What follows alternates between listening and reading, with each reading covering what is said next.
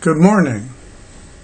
Today's meeting is concerned with technology as a means to improve resident communications, to lower the cost of staff-resident interactions, and to improve the reliability and quality of the resident experience. Technology is used here in this very narrow sense to refer to the connection between residents and the services they need.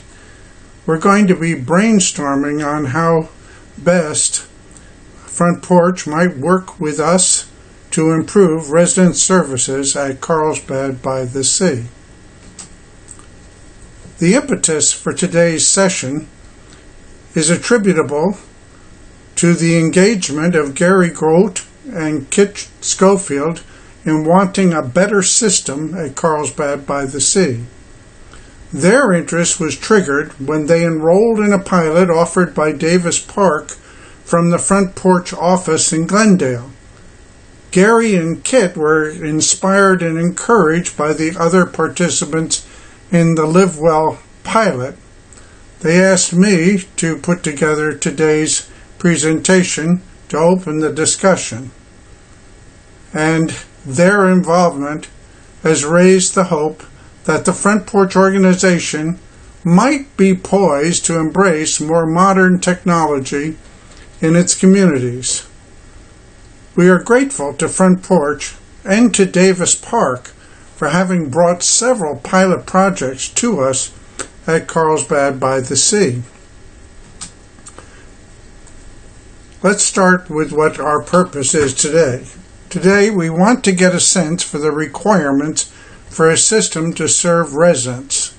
Requirements is a technical term in systems lore that refers to what people would like the system to be able to do if it can be accomplished. We now have Channel 17, or for many of us it may be Channel 95 or 995, and it may soon be changing because Time Warner is going to change its channel lineup, but in general it's known as Channel 17, and that's a slow way to get information. You have to wait through many screens to get to the information that you may need, and then it may disappear from the screen before you have a chance to note everything on it, and that requires another round of going through the whole range of screens that are broadcast on Channel 17. We also now have the printed calendar, which is monthly. We now have the daily menus and the weekly activity list. We don't have an intranet to allow residents who are computer savvy to quickly connect with services. And I should pause quickly to explain what an intranet is. The internet, as you know, is global and available to everybody anywhere in the world.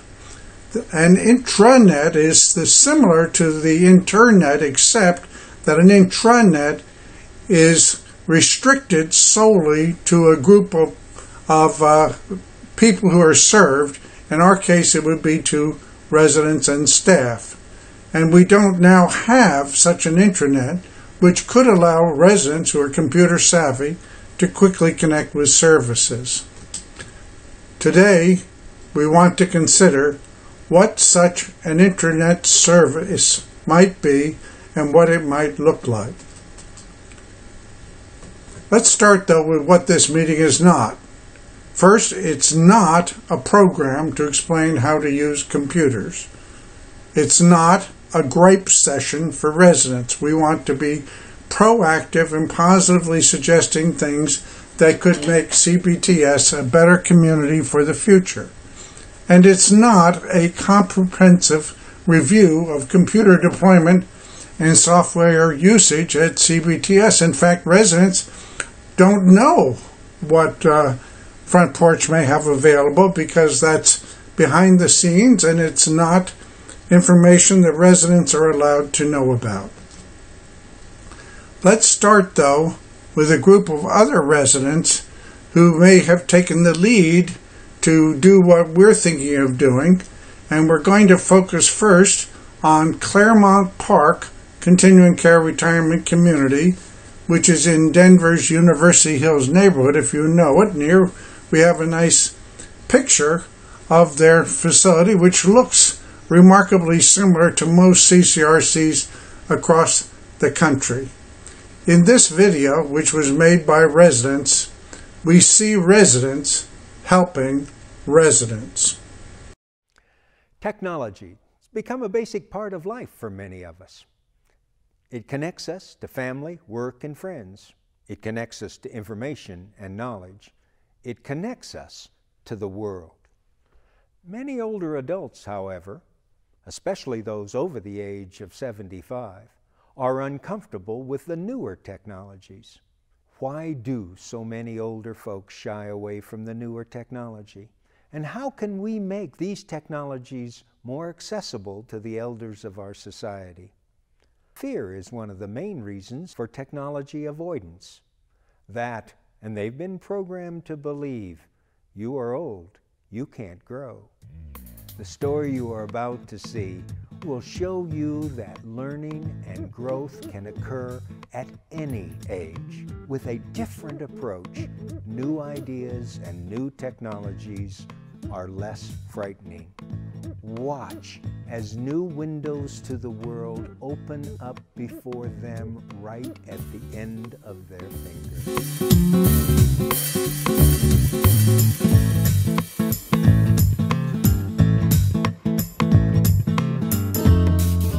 Today we did the first session of teaching our residents how to use the resident apps, and it was our first training with some of our residents who haven't had any experience with using technology like that or computers or anything. Welcome. We're just going to start with the very, very basic how to turn it on and off. I'm really excited that Touchtown's partnered with Claremont Park. This is brand new for us. The Touchtown Resident Apps is a tool to connect communities with residents. It's a technology to bring senior life just more enrichment with their communities, getting information to them as quickly as possible, keeping them up to date, and also engaging the residents to be part of their communities. If you'll look at the top corner of your tablet, there's a little button. So press and hold that down. Do you want the one on the end? You want it pressed down? Yes, and so press and hold the one on the end down, the smaller button. Take your finger, hold it, let go. And so for Sonny, you'll want to hit power off. We have tablets for all of the residents at Claremont Park where we can communicate with them through messages. They can look at calendars, they can look up other residents' information, staff information. There's just a ton of information on there at their fingertips. So this is what the home screen of the Touchtown app looks like. This is what your tablet's going to be on most of the time. The main thing that we're using it for is for daily check-in. That's just, yes, I'm fine, I'm doing okay, I'm up and moving around. So the next box over is a big green check. One of the most difficult things for residents to learn is that it's technology and that it's not scary. A lot of residents say, I've never used a computer, I don't have a cell phone, I don't know how to use a tablet, I don't know how I'll learn that. Well, a while back, my children had a tablet, and they brought it over and wanted me to try it to see if this is something that would be good for me to have. Well, I tried it, and all I could get was a bunch of gobbledygoo because I didn't know how to tap it correctly. And I said, no, it's not for me. It's definitely a learning curve if you have never done that before. Some tap really hard, and then they realize, oh, it's just a light touch. Just tap that back arrow. I think it's because you have more than one, your hand. There you go. And then swiping, sometimes they get off the screen and then the swipe doesn't work. So I think it's just the physical things that they've had to learn. How to use the tablets have been a little more difficult. Carl and I were sitting next to each other with such puzzled looks trying to plug in the tablet. And I thought, oh my gosh, what a start. We started with having a staff member teaching and then the residents helping, and realized Mary, who was so great at teaching. Some of the staff members came up to me and said, you know, she could teach the classes herself. All right, on your tablet, at the very top, that very small band is where you turn it on, okay? For me to get hands-on, to be able to find ways to reach people, to teach people, is such a bonus to me that you wouldn't believe it, because it's given me such a lift. My family is just laughing out the kazoo because I am not a technical person, and here I am teaching all these people how to use this tablet, and how cool is that? How about you, Carl? Are you okay with it? Okay. I think it's so cool that she has gotten so comfortable with the tablets that now she's able to teach the residents, and she's teaching most of the classes. Teaching is my thing. I love teaching, and to see people who are so afraid of it, and then all of a sudden they look up and they see this, and they're going like this, and then they look up and you can see it, the light bulb comes on, just like it does with a kid who's learning their letters. It's the same thing, the light bulb comes on, and it's a miracle. It's just fun. The more we got into it, the more I thought, this can be really cool. The problem with it is it's too much information all at one time. And then I started thinking about how I learn things, and how perhaps for some of the people that live here who are older than I am, who are more set in their ways than I am, that it could be really difficult for them to do if there's too much. So the next thing we knew, we scaled back a whole bunch of stuff off the tablet, and it made sense. Okay, so there you are. Now you're home. The next piece, which is my latest invention, and this is the one where I show them, this is your screen, this is what it looks like, and when you get a message, if you do, this is what your screen's going to look like. So you've got two options. You can either listen to the message and click OK, or you can read it for yourself and click OK.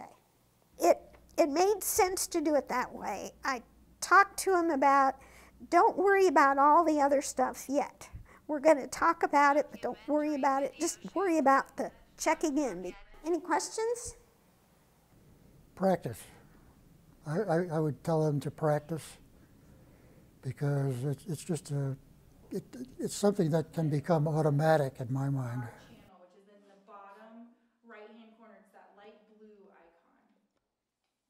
So this is Skyping was the first thing my daughter showed me how to do, and that made me then want to do emails and internet.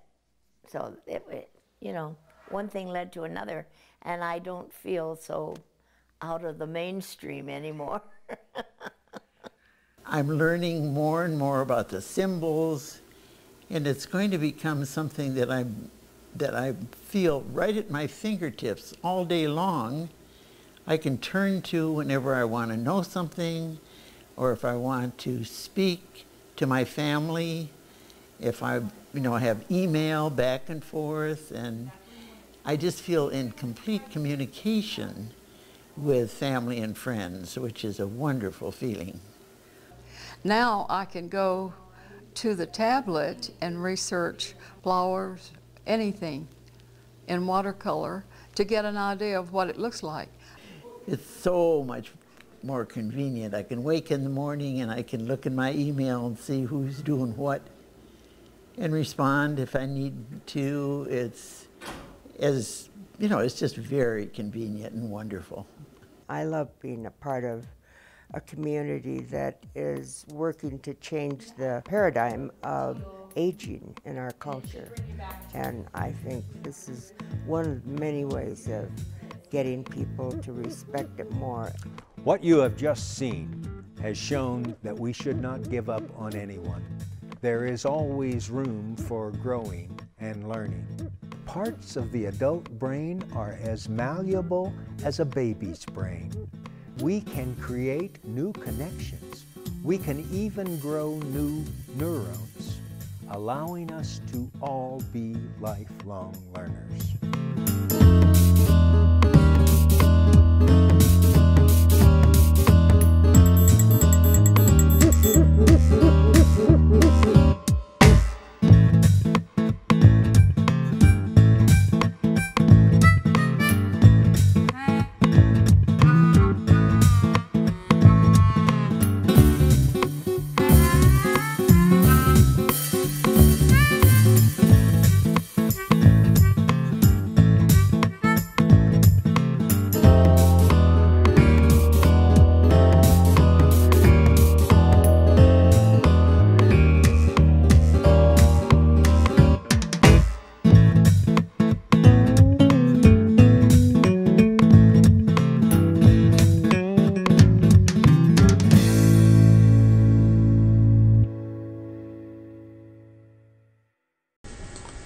From that experience, it's evident that even residents who may be leery about technology can, with assistance, residents helping residents, learn to benefit from it.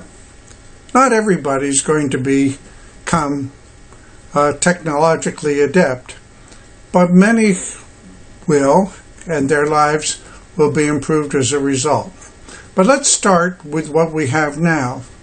Although we are not privy to most management methods, some observations seem evident. Many service requests at Carlsbad by the Sea are initiated by telephone, recorded on paper, and manually processed and tracked. Daily meal orders are in two parts, so they can be divided for separate food preparation stations. Holiday and party menus have limited choice, and sometimes there are multiple menus, one for employees, one for residents, etc.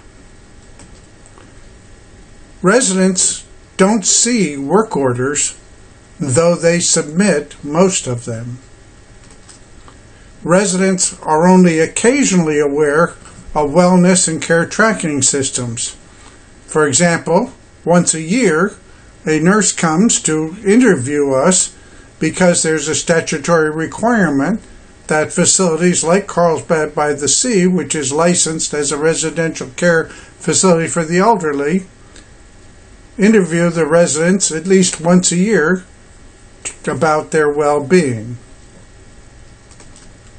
Resident well-being is also tracked by mechanical flippers, which are reviewed every day. That requires 2 passes by a staff person, one to set the flippers and another pass to view the flippers to see if they've been tripped or whether some intervention is needed. To provide redundancy, a system has recently been introduced to have tracking in connection with mailboxes, although that has been fraught with some difficulty, and several residents have opted out of that system. Residents are responsible for outside door security. In fact, it's probably not unfair to indicate that security generally is somewhat porous, since there is a low fence along the Ocean Street boundary for the main building, and a young person might readily jump over the fence and enter through the courtyard doors. Residents now don't have online tracking for billing, such as what you're probably familiar with when you stay in a first-class hotel and they have guest services available on their television sets, which allows the guests to track their bills so they can have a sense of where they stand. For example, the only way to find out where you stand on your meal credits for the month is either to keep a record of your own, which may not be in sync with what the provider is keeping, or to ask the dining services manager to look up the status of your account.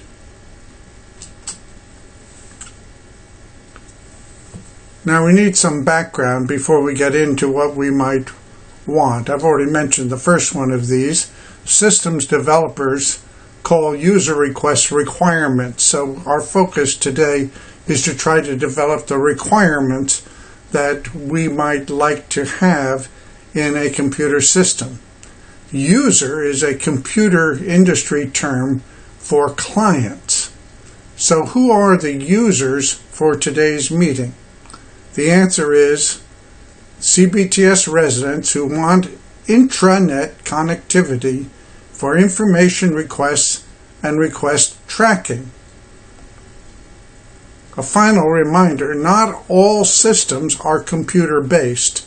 The aim is to find the best solution, and that's the work of business systems analysts such as Valerie Cumming or Sue Haber, who had careers in that area. What is technology? As mentioned, not all systems are computer-based. And the definition of technology is very wide as well. You know, a technology can be a telephone, or a television, or a flipper. It can be most anything using a device. For instance, on Monday of last week, Dacom shared something that appeared last week on Forbes.com. This is not the magazine, but the website. But here's the citation.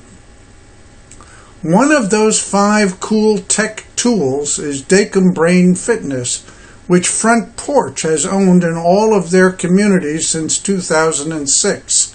As Davis Park, director of the Front Porch Center for Innovation and Well-Being, says, "These are market differentiators for retirement communities," says Park, adding, "When potential residents and their families visit, they realize these are really safe places that are enhanced by the technology." What are some ideas for what we might want? We want to get your ideas, but to give you some inspiration, we've put together a list of some things you might want to think about that'll help you get the context.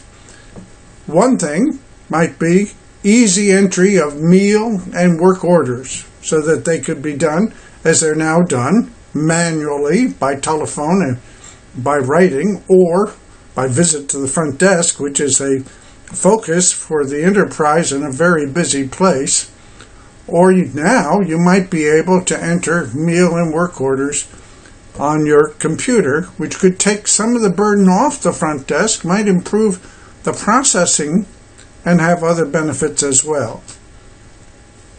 It would be nice to have the ability to track order status. When you put in a work order, how soon is it likely to be worked on? When has the work been scheduled? And when might you expect to have the repair made? There could be an opportunity for there to be resident feedback to indicate satisfaction with the completion of orders.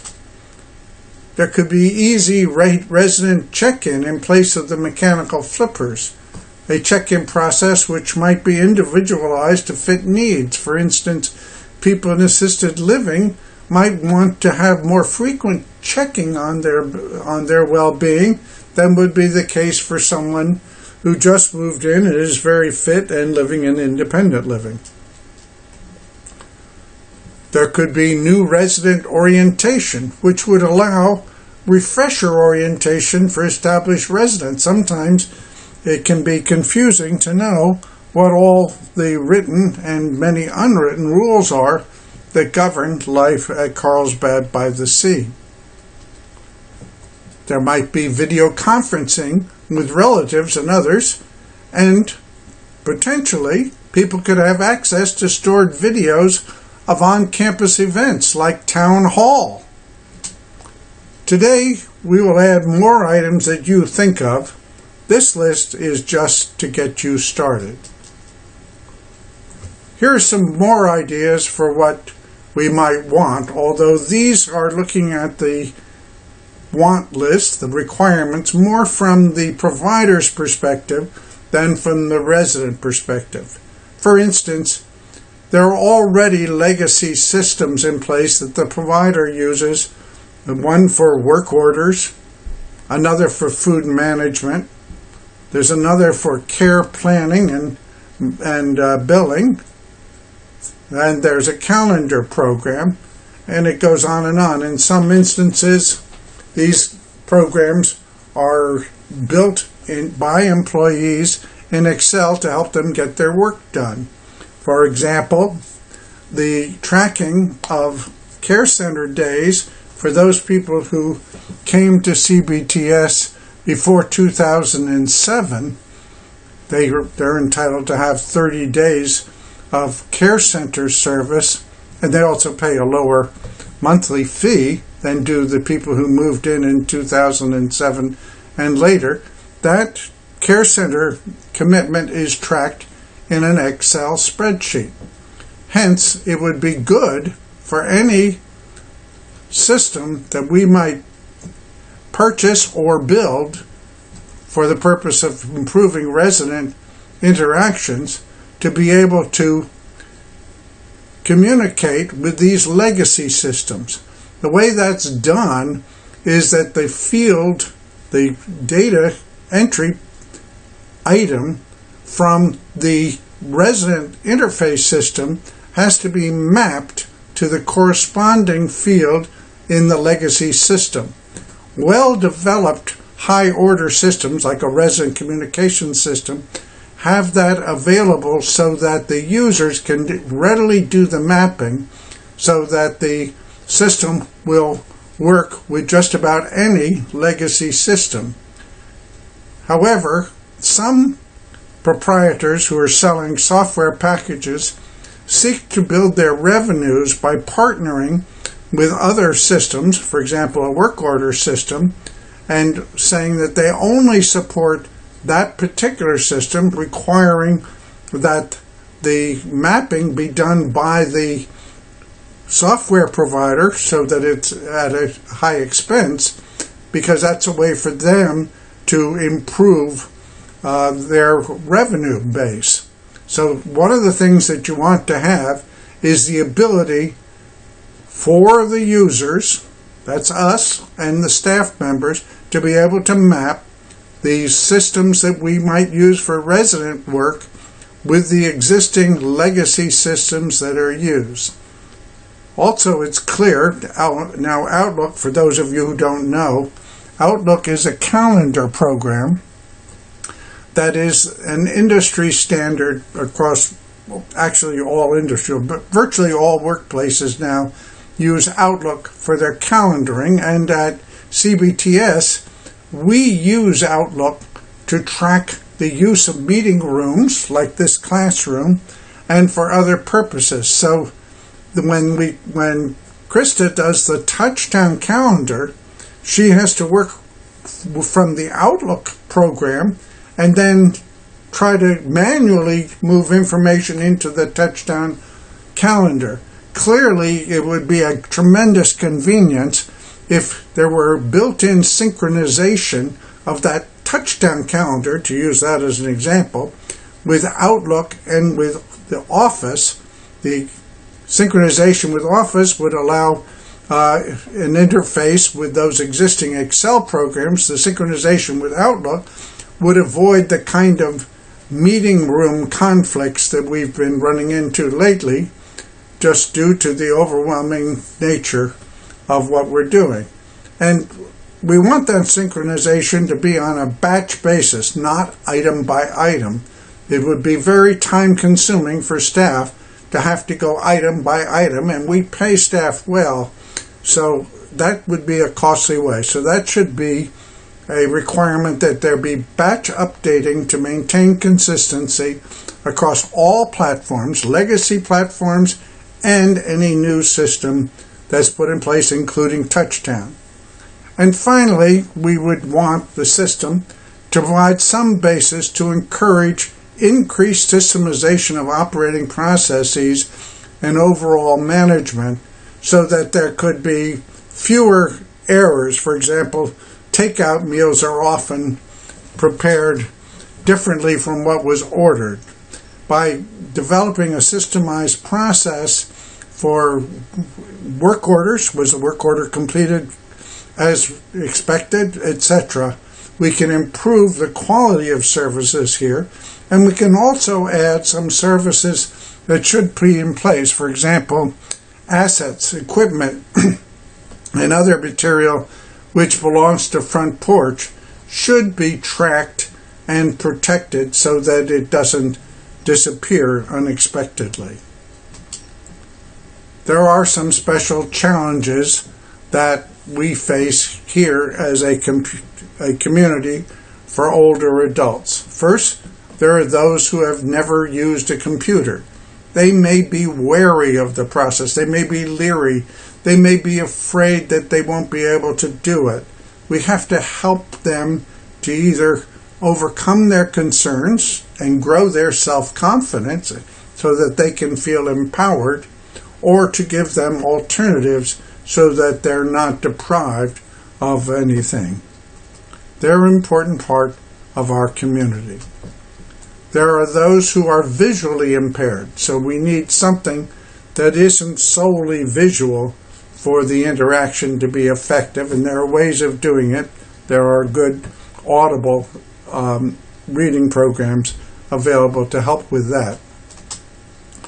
There are those who are no longer fully oriented in time and place, and that's more of a challenge. Some people call this cognitive decline, but some people lose track of what time it is or where they are or where they're supposed to be or when they're supposed to go somewhere, and we need support that can help them to do that, and to do that as effectively and reliably as possible, but at the lowest possible cost to the overall enterprise. There are some who have reduced tactile sensitivity, which may make it difficult to use small icons on a touchscreen, tablet, or computer. That's something that has to be kept in mind. And there are those who just simply want personal contact. They may feel lonely and they like the contact of personalized service interactions. It can be a challenge to find a way to meet the social needs of aging people. And lastly, there are some people who are put off by challenges as simple as a need to log in. The first time that they go to log in and they've forgotten the password, that's the end of their using technology, and they lose all the benefit that could otherwise be there. So that is something that needs to be made as simple and as convenient as possible. Now, what we've been talking about here are the requirements for a system. And a true systems analysis requirement document is a very complex undertaking. Here, because meal ordering is part of our structure, I've included a schematic diagram for a meal ordering system. You can see that this is complex. That's not what we're trying to do today. All we need to do is to set out the things that we might like to see as residents in a system. This can be handled by a person who has the kind of training that Sue and Valerie have, so that the system can be prepared as reliably and at the lowest possible cost. Our task is much easier. First, we can help by indicating what we would like and what we would not like. For instance, we like convenience and reliability. We don't like a slow, sluggish, time-consuming system. But it's up to the provider, in our case Front Porch, to decide whether to do nothing, to buy a system, or to build a system. Front Porch is the owner. We merely have a license to live here. Still, we can show the providers that building a system is not the technical hurdle that some technically challenged provider executives might imagine. Some executives have been known to bear their technophobia like a badge of honor, showing that they are caring, human, sensitive beings. But in business management, we want people who have a business orientation, who are practical minded, who can absorb technically challenging projects, and who have the ability to manage them. So by showing the providers that technology need not be as complicated as some might fear, we can provide a service. Now, let's hear from Kari Olson. You may not know Kari. Kari Olson is Front Porch's Chief Technology Officer. Kari is also Front Porch's Chief Innovation Officer. She has both titles. And she has a third title. She's also president of the Front Porch Center for Innovation and Well-Being. She's a very busy woman. Kari Olson is the leading proponent of Front Porch's Humanly Possible initiative that you may have heard about. The Front Porch Board worked for a year with staff to develop Humanly Possible, which is Front Porch's plan for the future, and Kari played a central role in developing that future-oriented program. Is affordable personalized digital aging a reality today, where it's widely used and people really can get what they want? The answer is no. And that's hard to say, especially as someone who works in this space, but it just isn't there. And that's what the problem we've got to solve. So here's my answer as to what we got to do. That's just a short list. That's that Katie had a 10-minute limit on my talk. So, but I want to run through this because I think there's some really important things that you need to hear. First of all, the collaboration has to increase. Do it here, do it anywhere you can. Those of us that work in this space know different forms for collaboration. If you're new to this and you really want to work in this space, come along and have the conversation. You'll find it's a really wide open space people like to share. Don't guess.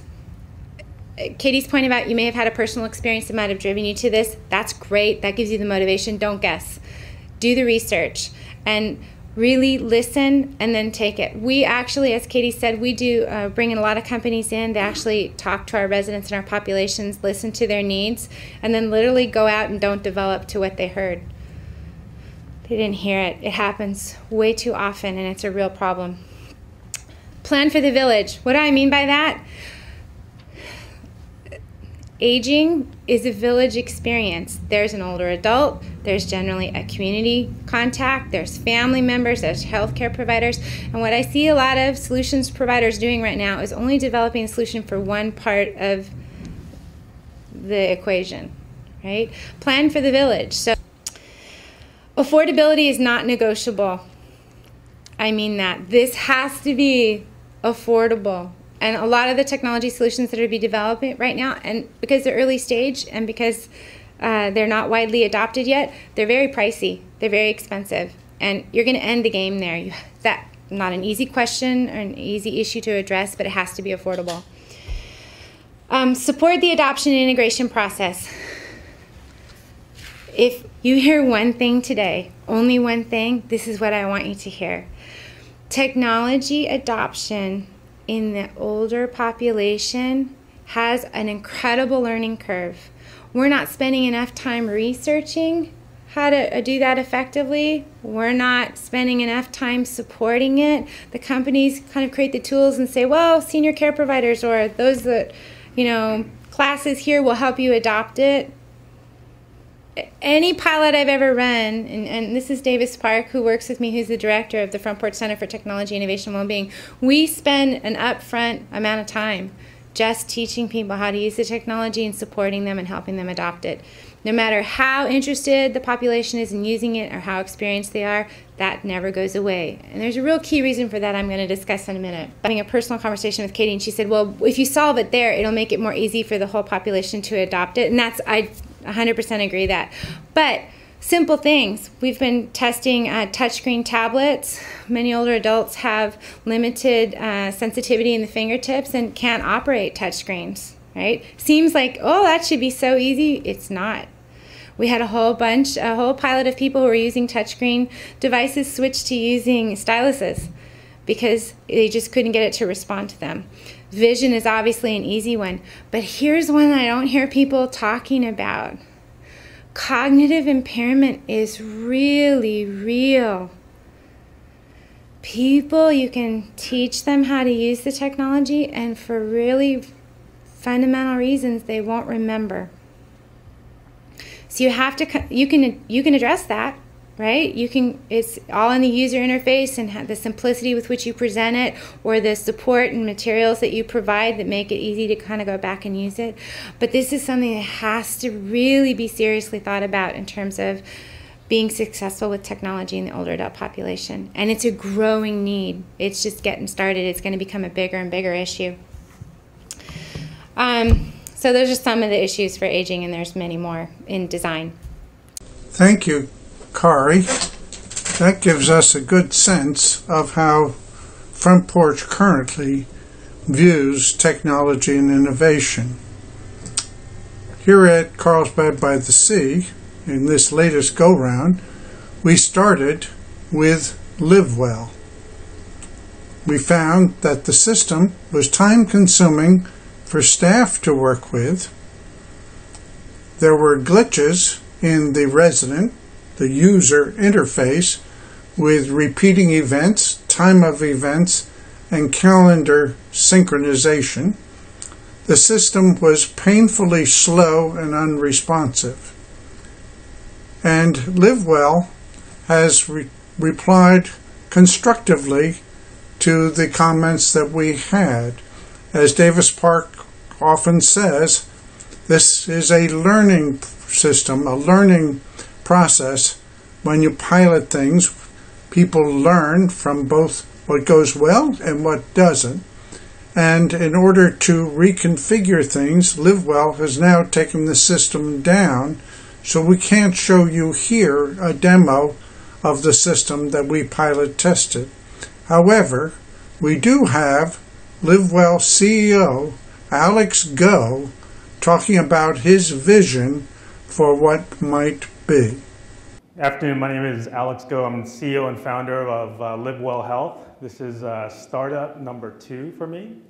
Prior to this, I've had experiences working for Tyco for about 10 years in the electronics business, as well as 10 years with Intel Corporation in their healthcare sector, the most notable of which we developed a telehealth system. So we went through the whole class 2 medical device environment. I had a team that called on the commercial payers as well as insurance delivery, integrated delivery networks.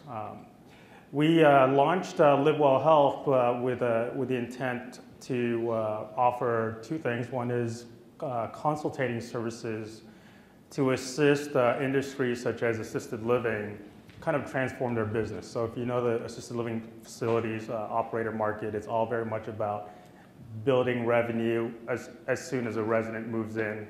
As a growing need, as we all know, of seniors desiring to remain at home and age independently, there's a stronger pull to build strategies around campus extensions.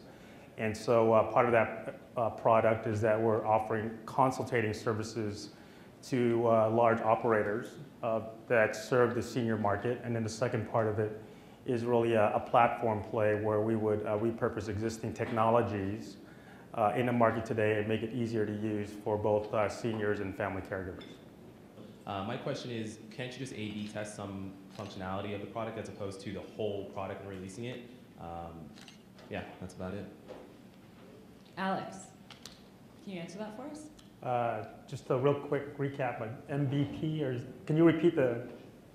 Well, the MVP, so we were talking earlier about building kind of the minimum bare bones product in technology, and can you do that in healthcare? And the question was, well, can't you just put the product live and do some A/B testing, so have one group see one version of the site or the product, and another group see another? So there's 2 aspects to this, and I'll just anchor on what Amy had described earlier, is that it depends on what product somebody is deploying into the marketplace. If it's a medical device type product, and your strategy is you're going to need to go through, your plan is to get through an FDA 510K type of clearance. There's very stringent limitations, and FDA publishes guidelines of what you can and can't do. If you want to go do a trial, there's an IRB process that you may want to go through, you're required to go through. If it's a non-medical device, if it's a software or communications type platform, certainly there's plenty of beta type opportunities to download that, try it for freeware, and if it makes sense, then for us, we would go monetize that in some shape or form, right? So part of the things that we are doing this summer is to go do a series of beta or pilots to do 2 things. One is to go test out the business model and engagement, and then the second one is to guide which feature sets we really believe actual users will use, right? It's about the engagement level. So that's kind of a part of our strategy. The preceding introduced you to Alex Go, the founder and CEO of LiveWell. This is something like the LiveWell opening screen that we saw after we had logged in. At least one participant in our group was put off by the login process and decided to drop out of the pilot program. Here's what trying to log in to the LiveWell CBTS pilot shows now. It's evident that the pilot is no longer active, probably because of the feedback that the pilot participants were able to provide both to Davis Park from Front Porch and to Alex Go, the CEO of LiveWell. My best guess would be that LiveWell is now reworking the application to try to have it perform better. The force.com, which appears above, reveals that LiveWell has been building on a third-party platform which is known as Salesforce.com or Force.com. That may account for the application's slow, sluggish responsiveness.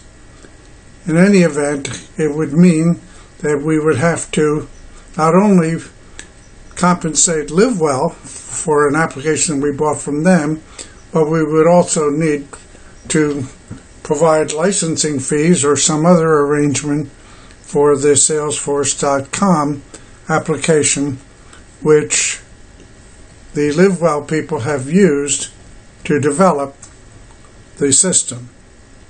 Since we've mentioned Salesforce.com, which is the program that LiveWell used to develop the application, which was piloted with the CBTS selected resident group, the question is raised whether it's less costly for a firm like LiveWell, or Front Porch for that matter, to use third-party software to develop a web application, or whether it can be developed directly. And so that raises the question, if Front Porch were to develop a web development capability to serve the Front Porch staff and residents and other stakeholders, how hard would it be to develop a web application like meal ordering as an example, since that's something of interest to us. For the purpose of today's demonstration, we're going to use a Microsoft package known as Expression Web. Expression Web is free of charge. Unlike Word or Excel, you don't have to buy it. At one time it was for sale, but Microsoft has now decided to make it available without charge for download by anyone who wishes to download it. Expression Web is easy for people to learn. There are other programs that work just as well as Expression Web, but we're using Expression Web today just to demonstrate the ease of developing a simple intranet web application. Front Porch, according to Davis Park, now has no web development capability, but I think you'll agree after watching the demonstration that's going to follow this slide, it could easily be added to the organization just by allowing a capable employee who is interested to learn the simple process to create a development capability. This will show how easy or difficult, depending on your point of view, it is to develop a form that can be placed on the internet so that residents could order a meal or place a work order or whatever they wanted to do. The purpose is to demonstrate that web development is not that difficult and that it may not be necessary to pay an outside firm for web development work. We're going to start with Expression Web. Expression Web is web development software from Microsoft, very similar to Word, which is also a Microsoft product. And the difference is that Expression Web is now available free of charge. It can be downloaded from the internet simply by going in Google and searching for Microsoft Expression Web and going to the download page, downloading the software, installing it, and when you're done doing that, you'll have something that will look like what you're about to see here as soon as the software initializes. So here we have the starting point. This untitled HTML could be a start on a particular page, and it could even be a form, but we're not going to use it for that today. You can, I've just right-clicked to show you that it's got all sorts of things you can change, like the page properties. You can change the formatting. You can change the margins. You can even change the language. But for today, I'm going to, instead of starting from total scratch, I'm going to use the development site for the CBTsresidence.com website, which is already developed. So here we have that website, and just to show you how this works, I've been developing some forms here under the Live Well category to demonstrate what's possible. So for example, here's one that I developed to illustrate to Kit Schofield how it works, and this is a form that's been developed. Now let me show you how you develop such a form. You'll notice this is a meal order form. It's very crude, but it gets the job done. We could jazz it up with colors and that sort of thing. It includes the things that are gotten on the current form. We've got the residence name, apartment, extension. We've got a drop-down box here, which would be activated if we, well actually we can hit F12 to activate it, just so you can see how it looks.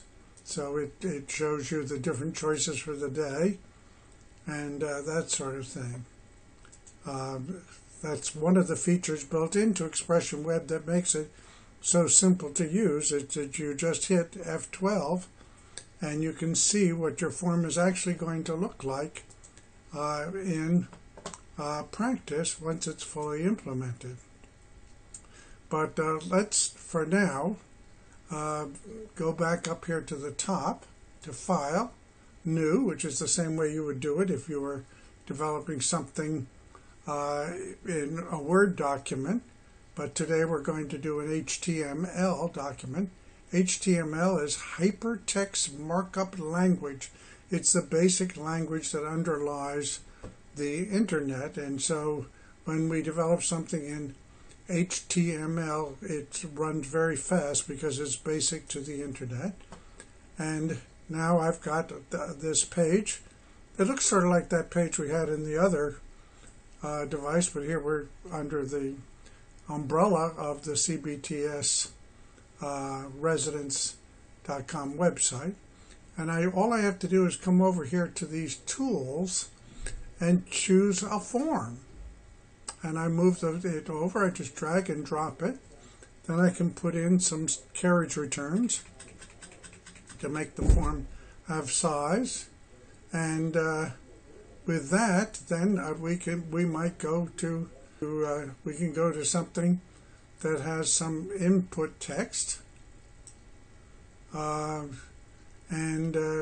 we could put a label if we wanted to.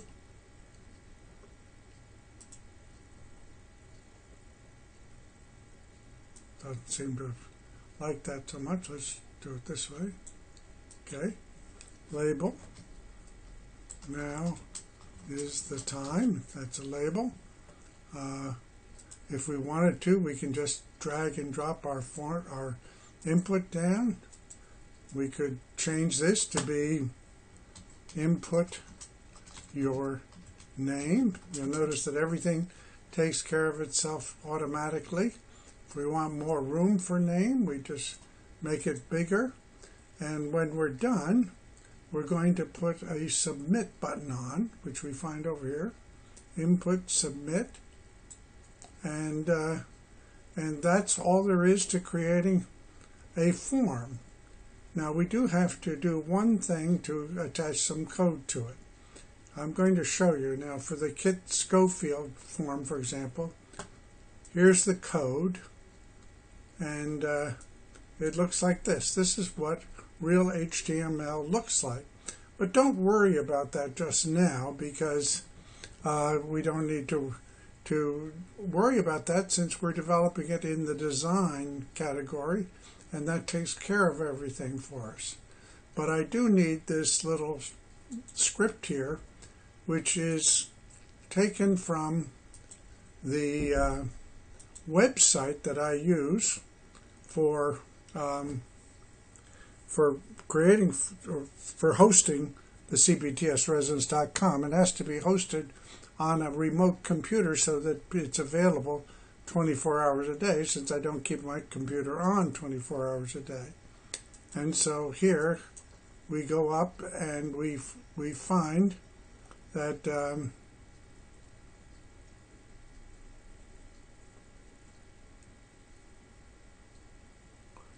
here it says form action equals, and in the action we tell it what will happen with the form when it's submitted. And that's where we use this particular little program that's on the host site, which happens to be fatcow.com, for this form. That's all we need to do in the actual HTML. We can go back here to the form itself.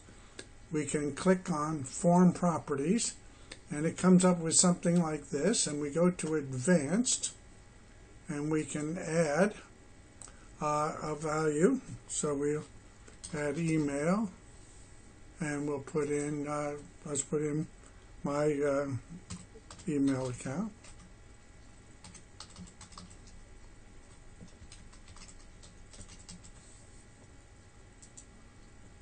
And that provides that whatever's entered here will be sent by email to me. Now I can show this to you with the Kit Schofield form. If we click on the form and click Form Properties, just there like we just did before, and we go to Advanced, we see that it's got these categories already entered. The subject is the resident meal request. These are parameters that are included in that little bit of software that we used. So maybe we need to change that to be my email.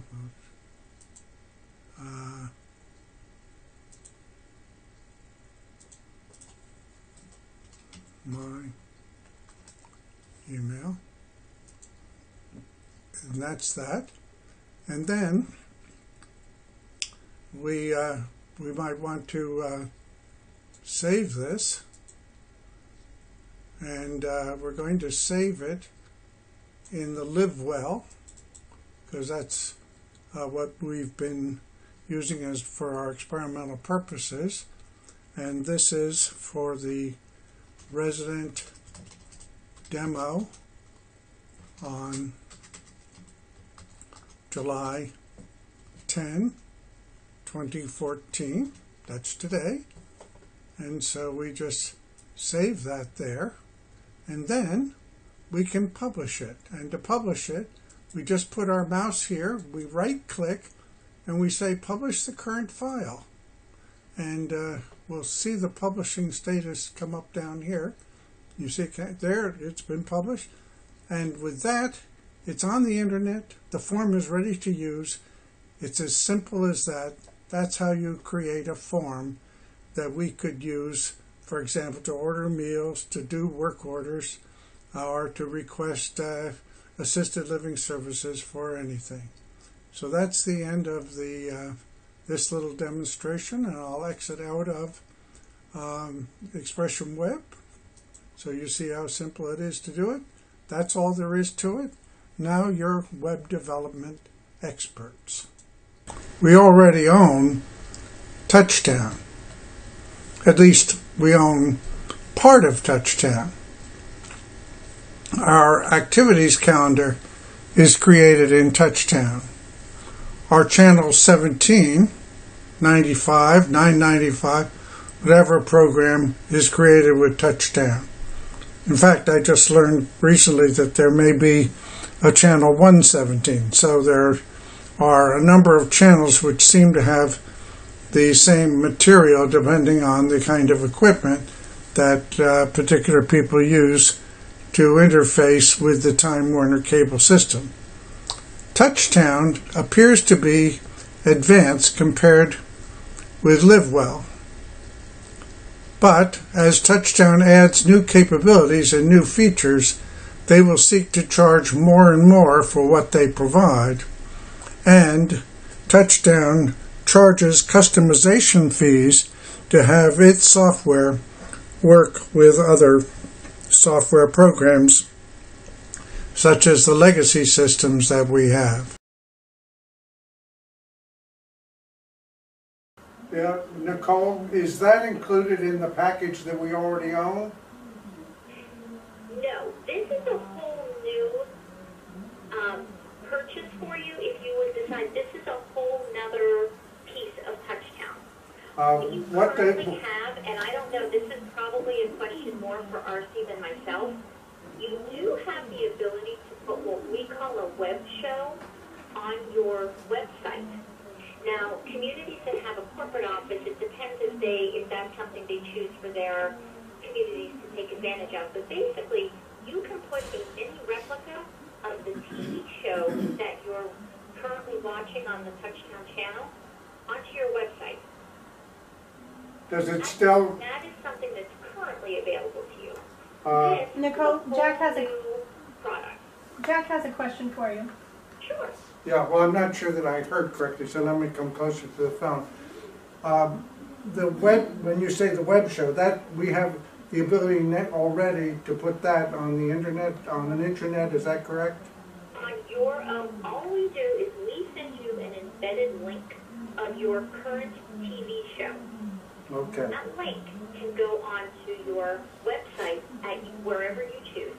Okay. Now, but that's not the same as this other intranet application that would cost additional. Is that correct? No, this is a full-blown web browser version that allows for, it's not just scrolling information. There's a lot of other information that's available on the resident app. Okay, and what is the pricing for that?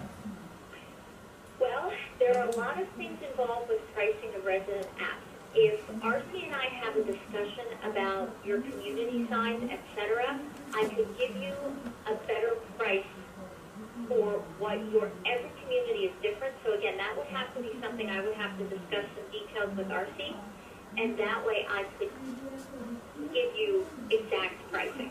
So it's based on number of... We do that kind of after the call? Sure, yeah. Okay. And I said a lot of it is based on, we offer what's called an enterprise license, and what that means is any resident, any guest can access, if you pay for the guest piece, at least every resident can access this information, but it is based on your community size. So again, that's something that RC and I would have to discuss, and then I could certainly share pricing with her as well as the community if she chooses. Okay? Okay, I have another couple of questions. Sure. Does the calendar program synchronize with Outlook? No, our calendar program does not synchronize with any Outlook program. What our calendars can do is once you have generated them in Touchtown, you can either print them, email them to whoever, or in the same way that you can put an embedded link of your web show onto your website, you have the option to do that with your calendar as well. Yeah, we use... So it will update with changes every time you make changes to the software. Well, Outlook is our enterprise-wide software that we use for calendaring, including scheduling meetings, and that's been a challenging area because of the meeting rooms have to be scheduled in Outlook, and the Touchtown calendar is separate.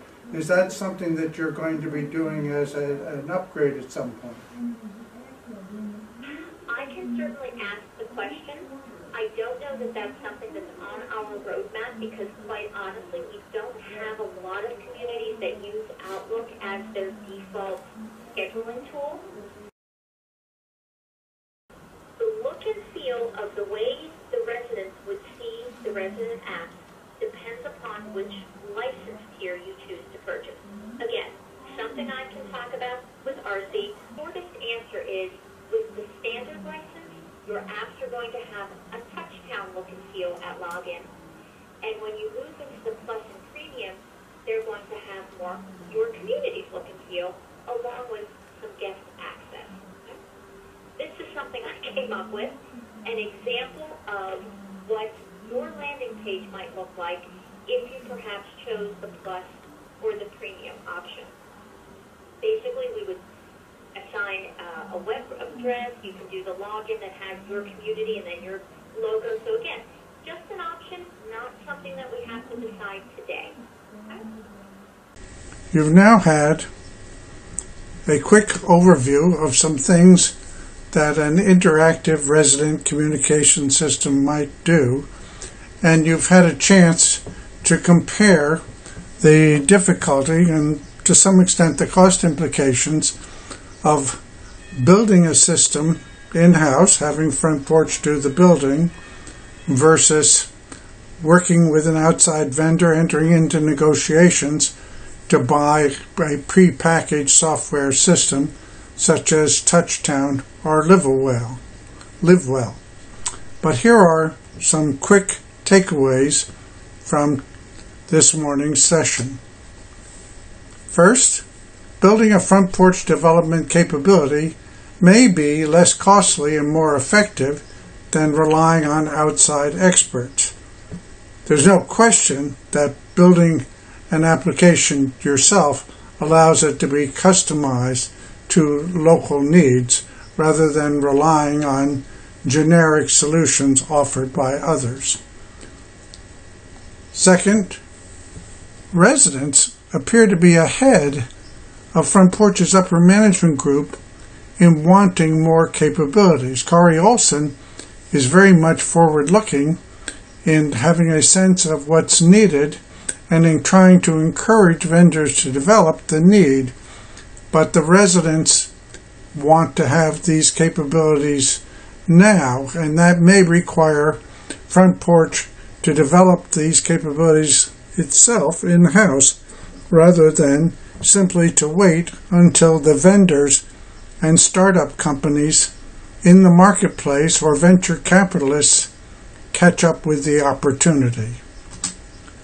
Cost is a major factor, but it can be offset by operating efficiencies and capable business analysis.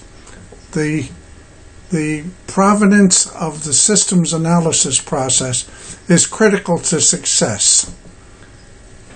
Planning precedes any major undertaking, and developing software is a major undertaking, so it's important that business analysis, including a careful and detailed requirements document, be prepared before any development work is undertaken, or even before it's decided that it would be more cost-effective to buy a module from an outside vendor rather than to develop it in-house.